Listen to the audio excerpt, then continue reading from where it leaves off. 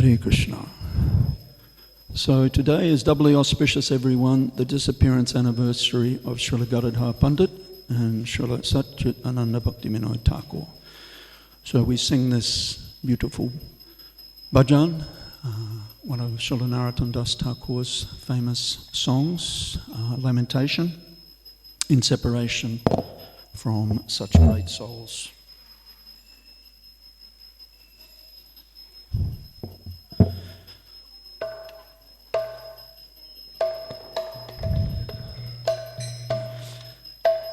Yeya nilo premadana karunya pracho Yeya nilo premadana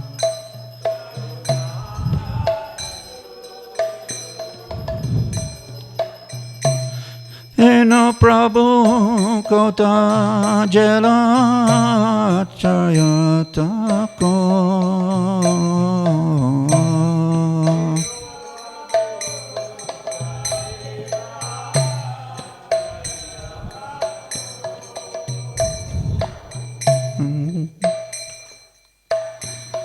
Eno Prabhu Kota Jela Chayatako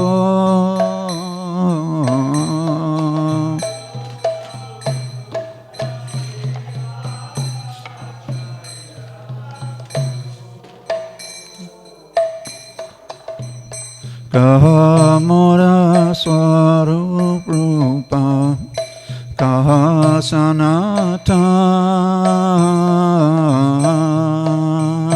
Kaha Mora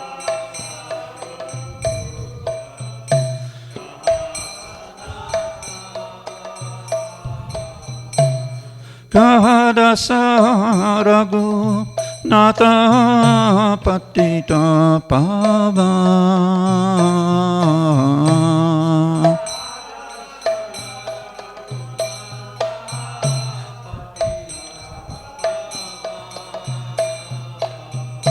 Kaha Mora Bata Juga Kaha Kaviraj Kaha Mora Bata Yuga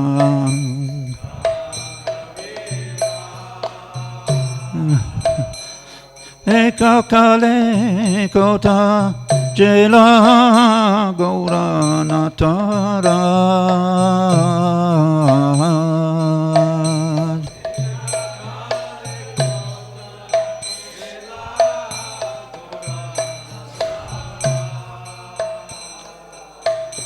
Pasane Koti Bhaumata Anale Pashiva Pashane Koti Bhaumata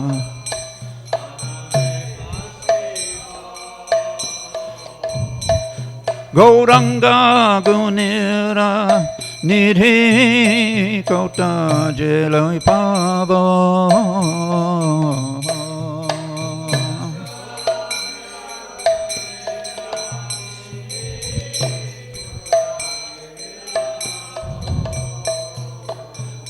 Se Saba Sangira Sange Ye Koyila Bila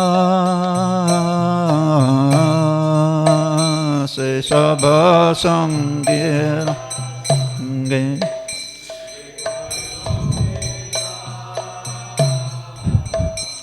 Se Sangana Paya Kande Narotamada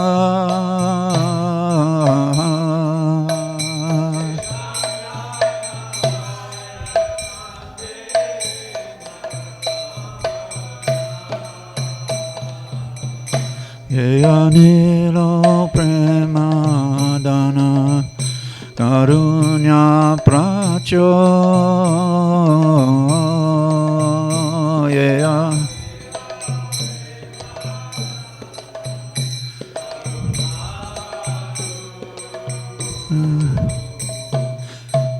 Jaya Vaishnav Thakur Jaya, Vaishnav Thakur Jaya, Vaishnav Thakur Jaya, Vaishnav Thakur.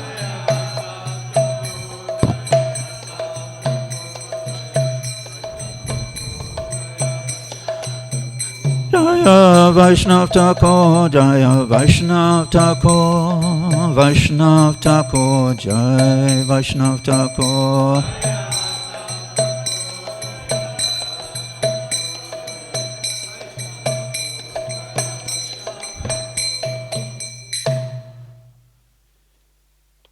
He who brought the treasure of divine love and who was filled with compassion and mercy, where has such a personality as Srinivasacharya gone? Someone else?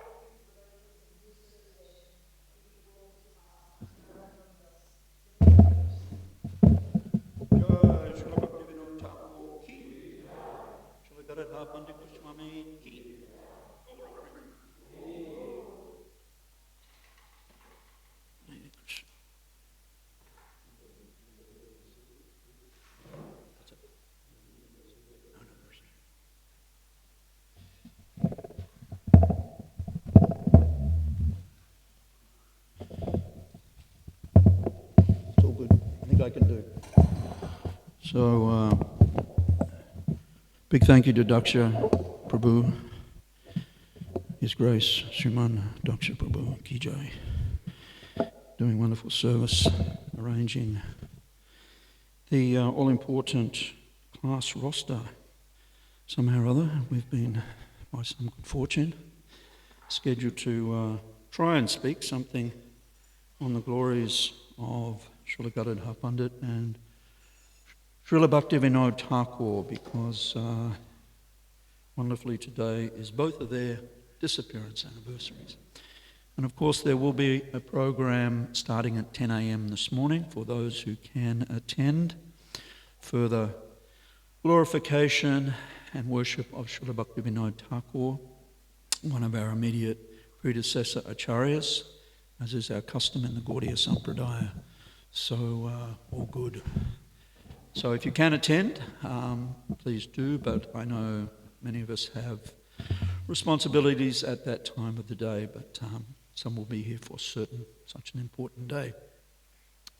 So without any further ado, let's jump right into, we'll see how time allows us this morning. We'll start by saying something about Govardhana Pandit, which is very nectarian, and of course getting these opportunities forces us to research the wonderful lives of our predecessor acharyas. So it's great mercy to have these opportunities when we know they're coming up. So Kavi Kanapur has identified Govardhana Pandit as the incarnation of Srimati Radharani in Gaura Leela. Gaura Ganadesh Deepika. Deepika means to shine a light on who the associates of Mahaprabhu are eternally in Krishna's Leela. Mahaprabhu and Krishna, non-different. So, and he, being the incarnation of Srimati Radharani, is in the category of Shakti Tattva. The internal pleasure potency of Krishna, Hladini Shakti. And, of course, Chaitanya Mahaprabhu, Advaitacharya, Nityananda Prabhu, in the category of Vishnu Tattva, and Srivas Thakur, the incarnation of the pure devotee, Narada Muni. Interestingly, Govardhana Pandit is the only member of the Panchatattva who participated in most of Mahaprabhu's Navadvip pastimes and Puri pastimes. Significant point. He had an opposite temperament to Lord Chaitanya, who was very rambunctious as a child, just as Krishna previously was extremely naughty, stealing butter from the neighbours' households, stealing the clothes of the unmarried gopi girls who were bathing in the Jamuna. Similarly, Mahaprabhu's temperament was extremely mischievous. Often, when the Brahmanas of Navadvip were taking their baths in the Ganga, simultaneously standing up to their waist and murmuring the Gayatri mantra at the three junctions of the day, early morning, noon and evening, Mahaprabhu, as Nimai Pandit, would swim underwater and pull their feet out from underneath them. Very, very disturbing. And of course, those Brahmins would go and complain bitterly to Jagannath Mishra, the Lord's father, that you really have to discipline your son. And similarly, Mahaprabhu would see the young unmarried ladies, teenage girls of Navadvip offering worship to Lord Shiva in order to get a good husband. And he would go and also challenge them that just take all this paraphernalia and worship me. Otherwise, I'll curse you that you all get old husbands who already have 4 co-wives. So very rambunctious, but Gadadhar Pandit was the opposite. He was very sober, worshipped Krishna from his earliest life, very fond of solitude, and he had many other wonderful qualities which were different to that of Mahaprabhu. And there is some difference of opinion at what age Gadadhar Pandit and his family moved from what is presently known as Chittagong in Bangladesh to Navadvip. Some say early childhood, some say he was 12 years old. Anyway,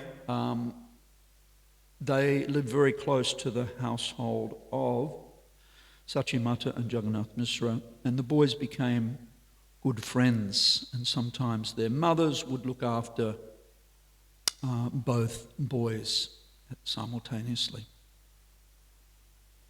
And of course, there are many deities of Gaura and Gadadhar, and as we'll read in the life of Bhaktivinoda Thakur, Bhaktivinoda himself worshipped deities of Gaura and Gadadhar. And when Mahaprabhu returned to Navadvip from his visit to Gaya and had taken initiation from Srila Ishwara Puri, he was completely transformed into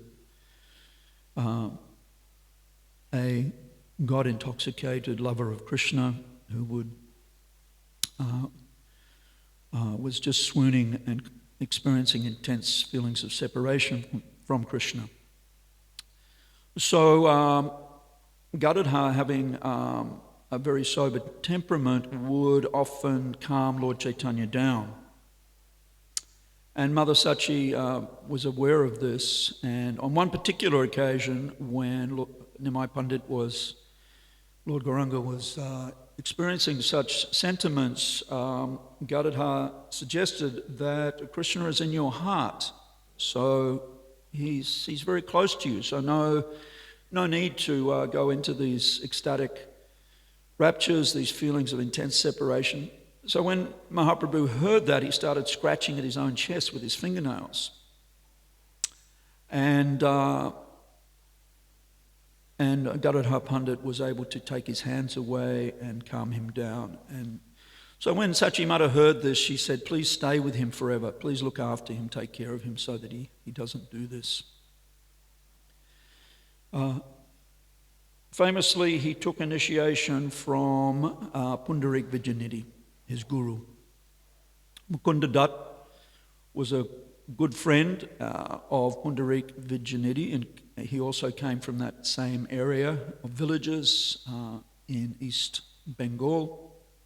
So he knew the true nature of Pundarik Vijayanidhi, And when he heard that he had arrived in Navadvip, as he periodically did, he suggested to Govardhana, who was always very fond of going and hearing from saintly devotees, that we should go and hear from Pundarik Vijayanidhi. He's a great devotee of Krishna.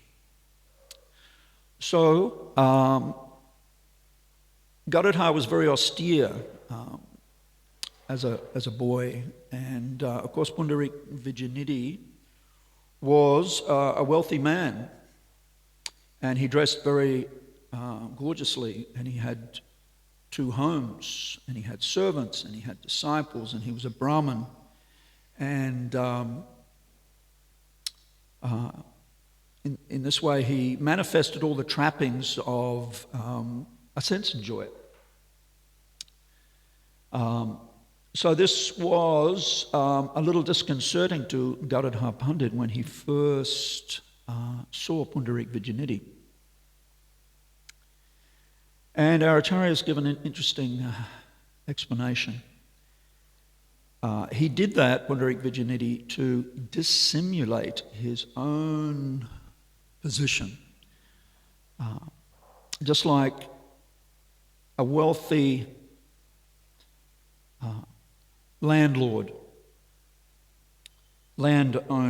may sometimes dress in rags and tattered clothing, so people will think he's just a normal person, or even a poverty-stricken person. So in the same way, Pundarik Vijayanidhi dressed in that fashion and conducted himself in that way.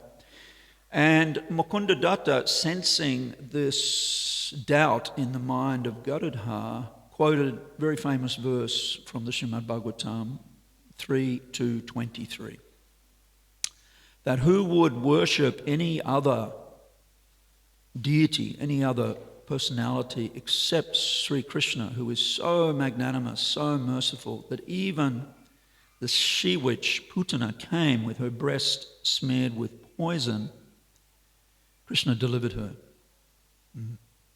Who would worship any other Lord? So when Pundarik Vijayanidhi heard that verse, he completely lost control of his spiritual emotions, were fully manifest, and everything thereabouts was wrought asunder. All the furnishings, very expensive furnishings, went crashing here and there, and he began to roll on the ground in great ecstasy, manifesting all the ecstatic symptoms of the topmost devotee of Krishna. So Govardhana Pandit was very remorseful, and he thought, the way I have to counteract this offence that I've committed to Pundarik Vijayanidhi is I have to take initiation from him. And he did that. And this is another interesting family, you could say, spiritual family connection, where you have Vrishabhanu Maharaj, the father of Srimati Radharani, appearing as Pundarik Vijayanidhi and accepting the incarnation of Sri Radha who is Vrishabhanu Maharaj's daughter, as his disciple. So, and wonderfully, Govardhana Pandit was present for all of the major pastimes of Lord Gauranga in Navadvip, such as the water sports pastimes. He was there for the conversion of Jagai and Madai. He acted along with Lord Gaurasunda in the Krishna Leela play at Chandrasekhar Acharya's house. He was there for the great Epiphany, Revelation, Mahaprakash, 21 hours. He was there for the conversion of Chand Kazi, and he was also there for Lord Chaitanya's sannyas at Katwa. And he was one of the few personalities who accompanied Lord Chaitanya on his journey to Puri. And of course he stayed in Puri.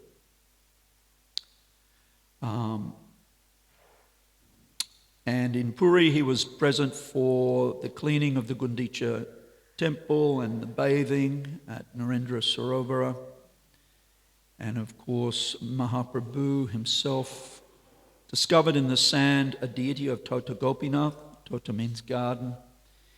And gave that deity to his dear Gadadhar to worship. He was also there when Lord Nityananda came for a visit. And Lord Nityananda had brought from Bengal some exquisitely fine rice. And he gave it to Gadadhar Pandit, who cooked it, offered it to Tota Gopinath, and also harvested from the garden some vegetables. And Lord Chaitanya came, and the three personalities honoured that prasad. And of course, there was the incident when Mahaprabhu was leaving Puri Dham to visit Vrindavan, and Gadadhar and some of the Lord's other close associates accompanied him some distance. But at one point, Mahaprabhu ordered Gadadhar Pandit, "You have to go back to Puri now. You've taken a vow of Kshetra Sannyas, which means devotees vow to never leave one or another of the holy dhams. So you can't..." But Gadadhar protested, "Let my so-called vow of Kshetra Sannyas go to hell. I'm coming with you." But Mahaprabhu was insistent, and at that point Gadadhar Pandit fainted in the swoon of separation, potential separation from Mahaprabhu, but did in fact go back to Puri as ordered. I thought I might just go a little bit off track here. This is interesting while we were researching. Actually, our Goswamis also, most of them also took similar vow of Kshetra Sannyas in Vrindavan. And one of those, of course, was Srila Jiva Goswami. But there was an incident where Emperor Akbar invited Srila Jiva Goswami to his palace for a debate on the ontological position of the river Ganges and Jamuna. And at first, Jiva Goswami protested. He said, "I can't come. I've taken a vow of Kshetra Sannyas. I can't leave Vrindavan." But Akbar was insistent. He was the emperor. He'd already visited Vrindavan and was very impressed with the character and spiritual learning of the Goswamis. He had a dubious early life as an Islamic ruler, but it appears that due to the influence of the Goswamis, his mood changed. So he said, "Look, I'll send my imperial carriage and 8 powerful horses to collect you early in the morning and bring you to the palace, and they'll bring you back by evening, by sunset, and in that way you won't break your vow of Kshetra Sannyas." So on that basis, Jiva Goswami agreed to go. And it's interesting that there's an inscription. And Jiva Goswami also wrote 8 Sanskrit prayers of glorification, and they're carved in the red sandstone of the Radha Govindaji temple in Vrindavan. And the inscription reads, "Emperor Akbar is a very kind-hearted person and a Vaishnav. I give my blessings to Emperor Akbar. In his kingdom, all the Vaishnavas are living very peacefully." So historians have noted this, that this was very nice of Jiva Goswami to say that, but there was also an underlying principle of diplomacy that to just, in dealings in the world, he was glorifying. He was glorifying Akbar and hoping that he, as the Islamic ruler, would no more, if at all, persecute the Vaishnavas, the Hindus, desecrate Hindu temples and so on. So historians have noted that. So, let's see, got a few more points here regarding Gadadhar Pandit. And of course, as we well know, Putana got the position of a wet nurse to Krishna himself in Goloka. Such mercy, so merciful Krishna is. So Gadadhar Pandit is also known as Gadadhar Prananath.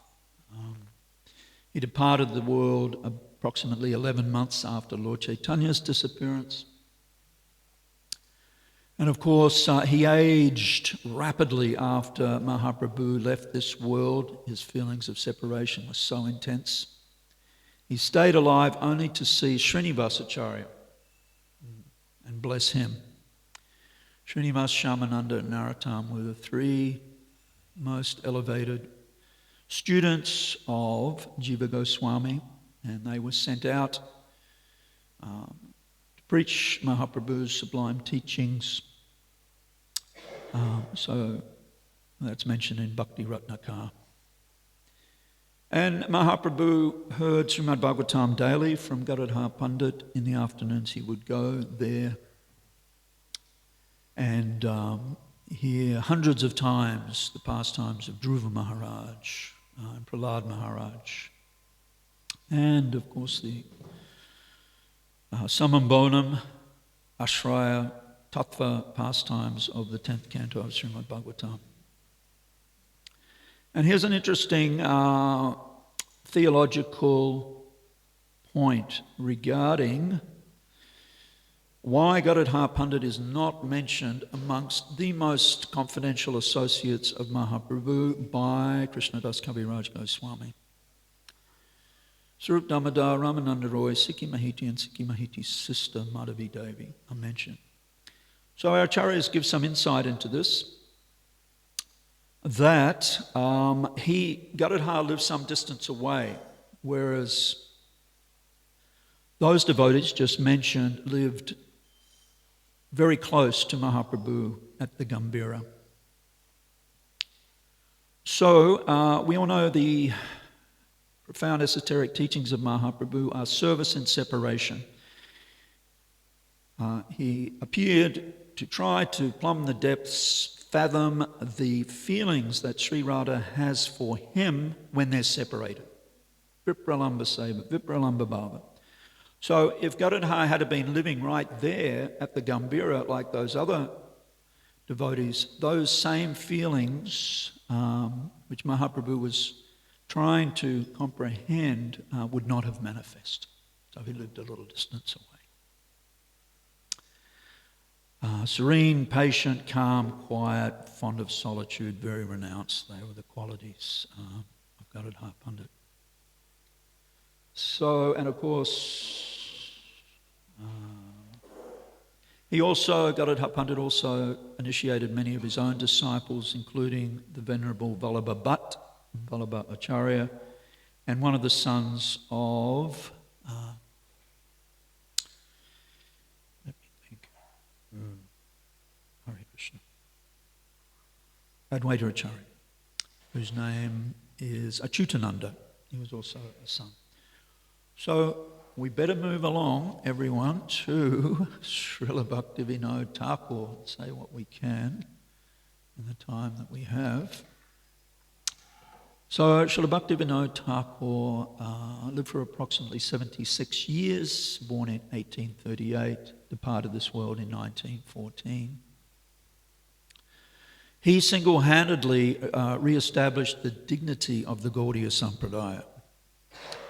And then his great son, Srila Bhakti Siddhanta Saraswati Thakur, gave those teachings form or shape by creating an organization. And he initiated many thousands of disciples, one of whom is, of course, our beloved ISKCON founder, Acharya Srila Prabhupada. And Prabhupada then spread it all over the world, and it continues to spread. So we have Srila Satchidananda Bhaktivinod Thakur to thank for having the vision. And Prabhupada considered it very significant that in the year of his birth, 1896, was the year that Thakur Bhaktivinod sent a small book to many august educational institutions around the world, such as McGill University in one of the big cities in Canada. And also we heard from our godbrother Gaurakeshava Prabhu, who was formerly a student either at University of New South Wales or Sydney University. He also found same copy of this book in English, Sri Krishna Chaitanya, His Life and Precepts, I think 57 pages of English, written by Bhaktivinoda Thakur, who was the first Gaudiya Acharya to write in English. So that book was there in the rare books section of the library, one of those august establishments. So, don't have time to say too much about Thakur Bhaktivinod's early life, except that he was a great seeker of spiritual wisdom from a very, very early age. Was very well read, very well educated in all the great monotheistic religions of the world and Western philosophies.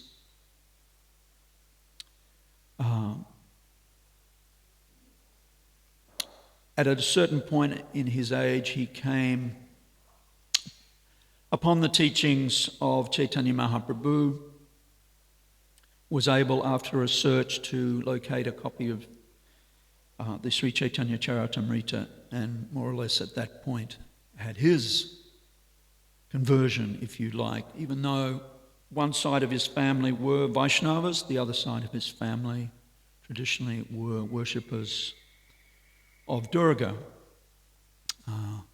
as is very common in Bengal. So, and it's interesting, he wrote over 100 books.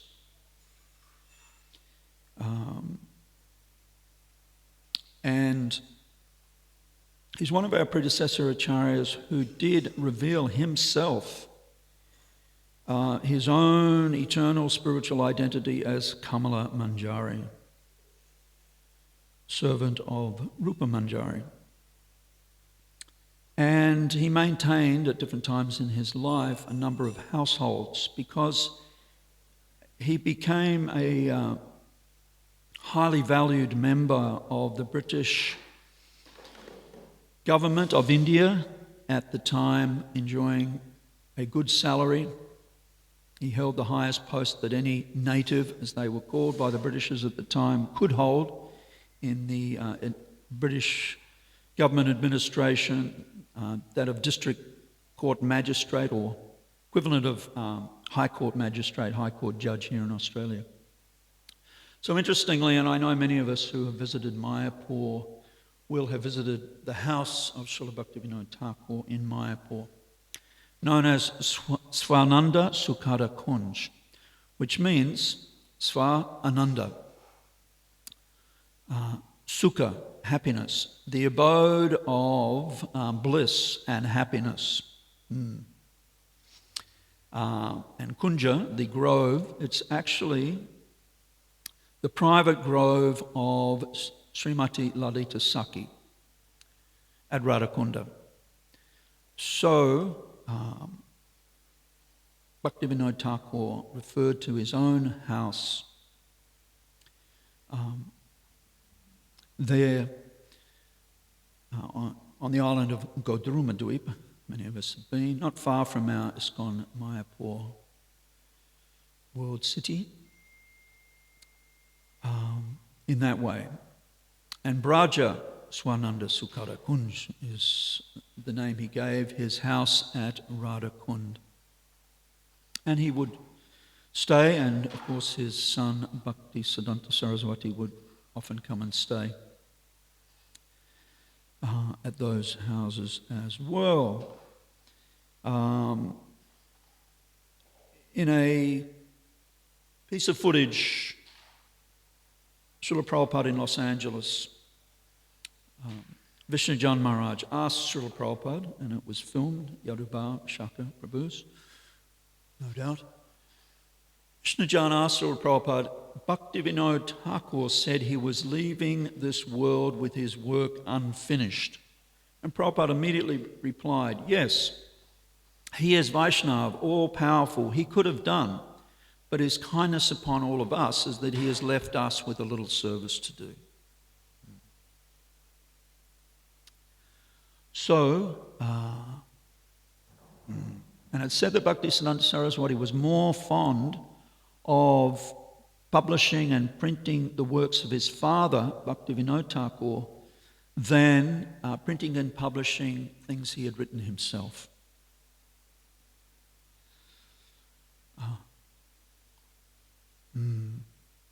And of course, he wrote often that the Grihastha ashram is, for most aspiring Vaishnavas, the best situation in the age of Kali.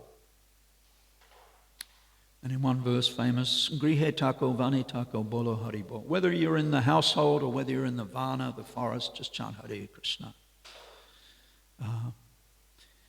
In the last 6 years of his life, he did separate from his family and live alone. Interestingly, he passed away in Calcutta, just as his son, Bhaktisiddhanta Saraswati, did. His house in Calcutta was known as Bhakti Bhavan. And he, as was custom at the time for Gaudiya Vaishnavas, he accepted the renounced order of life known as Paramahamsa Babaji from Srila Gaurkishore Das Babaji Maharaj, who also gave him at that time some cloth which he had of Srila Jagannath Das Babaji Maharaj, who was known as Sarvabhauma Srila Jagannath Das Babaji Maharaj, the commander-in-chief of all the Vaishnavas who lived very long life. So in that way he accepted that renounced position in the last 6 years or so of his life.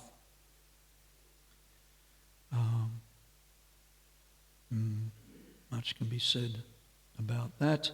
And he had a number of disciples, and one of those disciples cared for him in his old age, his last years of his life, one Krishna Das Babaji Maharaj. His wife of many, many years was Srimati Yukta Bhagavati Devi, a highly advanced and elevated Vaishnavi in her own right. She passed away 6 years after her husband.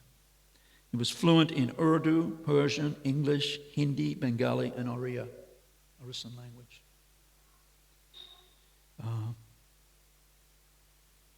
There's an interesting story. Again, we see how the Achyuta Gotra, this wonderful lineage that we've all become fortunate members of, the Brahma Madhva, especially Gaudiya Sampradaya,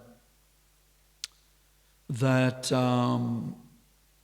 yes, both father and son, Bhaktivinoda Thakur and his son Bhaktisiddhanta Saraswati, were disciples of one way or another, disciples of Gaurkishore Das Babaji, which is interesting.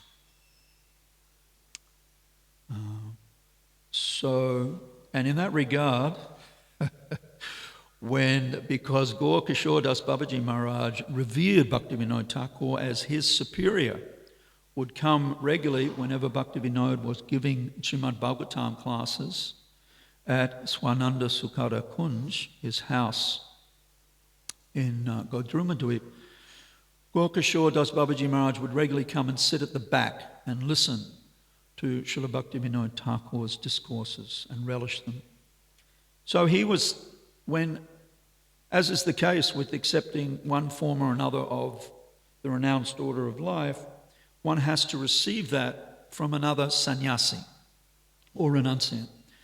So Bhaktivinoda approached Gaurkishore Das Babaji and said, I want to renounce the world now. You please initiate me into this ashram, if you like, Paramahamsa Babaji ashram. And Gaurkishore Das Babaji was hearing none of it. No, I can't, I'm not qualified. I can't. I have your son. He's my one and only disciple. Actually, there was another disciple of Gaurkishore Das Babaji I've read before Bhaktisiddhanta Saraswati, but he didn't stay, he went away. So Gaurkishore became disillusioned with this whole initiating business. And that was one reason why he protested when he was approached by the most qualified candidate for initiation, Srila Bhaktisiddhanta Saraswati Thakur. First, he declined. So anyway, and he also declined when Bhaktivinoda Thakur approached him, and he left where he was presently staying in Navadvip. He went and for a number of days hid out, as we might say. He stayed in alternative places. And one of the places he stayed in or on was the porch, the veranda of one well-known Navadvip prostitute. Because he thought, Bhaktivinoda's never going to come looking for me here, so I'm safe here.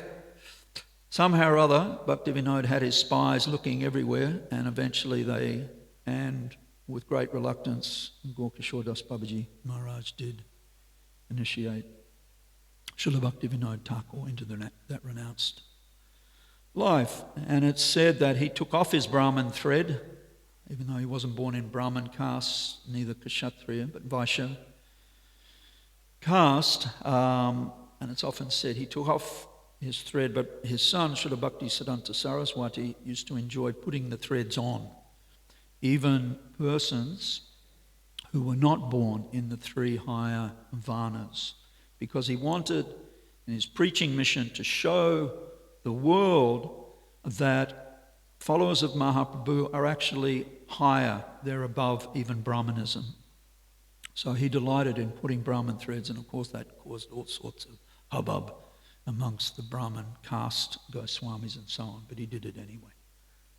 So, Hare Krishna, I better stop there. I've got a few minutes, unless if somebody would like to make a comment or ask a question. We have a microphone, I think. It's now coming. That wasn't too speedy for everybody. Hare Krishna. All right, does anybody want to add anything or subtract or correct or this? Hare Krishna. I wondered if you could make some comment about Bhaktivinoda Thakur's time management. Thank you. Yes, extraordinary. Time management. Did not waste a moment, even though he was a family man with a lot of family responsibilities. He was extremely regulated.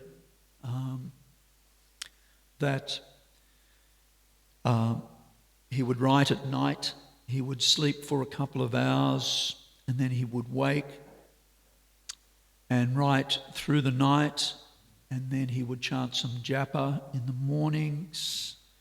Early in the mornings, he would see if any visitors came, he would meet them for some time. He ate very austerely. I think his diet was principally chapatis and hot milk and some fruit twice a day. He had a stopwatch. And yes, he would spend some time with his family, perhaps in the evenings for a short time, but he was going to the court when he was residing in Navadvip. The British was so highly valued his service as a district court magistrate that they built a narrow gauge railway from his house to the court, I think, in Krishnagar. And some of us seniors may remember, I can remember, as a boy, the railways here in Western Australia, they had, are they called a dolly? Or something like that. It's a platform which has a pump system, and someone who's very energetic pushes it up and down, and they go very fast along the railway tracks, yeah?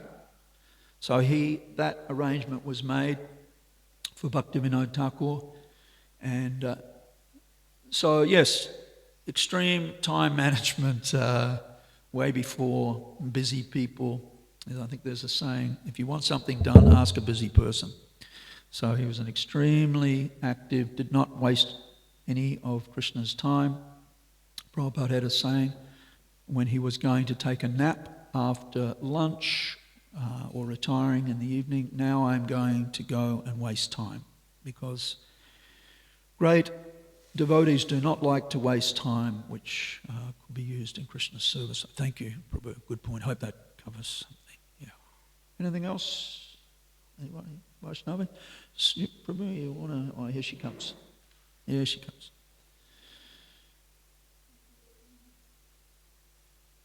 For the class, I have two questions. One was about, you were mentioning about Sanatan Goswami. He was very diplomatic with the... Jiva. Oh, sorry, Jiva Goswami. He was very diplomatic, and he was glorifying the... Akbar. So the question is how, because diplomacy has to be used cautiously with devotees. Can you talk a bit about that? And the second question is... Can I answer the first part first? Because I might forget the first part if you can. The second part. So yes, duplicity, diplomacy, generally... Kutinati, I think that's the word, yes. Devotees have to really watch Kutinati, which does mean duplicity or diplomacy. But it's said that Jiva Goswami would never make a major decision without first consulting with the other Goswamis, which is a very important thing to do. Just as if we're considering some big life change or devotional activity, we should always check in with some seniors and get their opinion also. So yes. But because the situation was so fraught with terror and violence at that point in India's history with the Islamic rulers, it was prudent on the part of Jiva Goswami to make that statement and even put an inscription on the wall of the Govindaji temple with the great hope that Akbar would maintain his peaceful attitude towards the Hindus that he was actually ruling over. So, second part?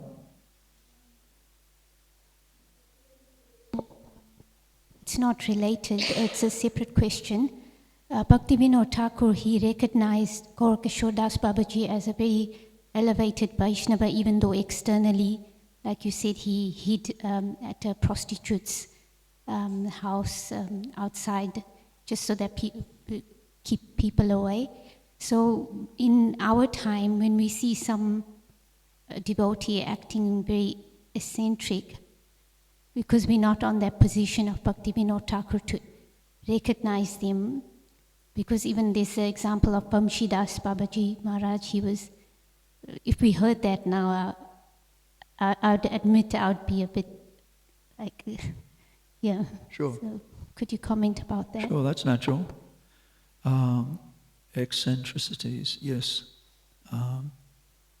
So one has to be on a very, very high level of avadut status.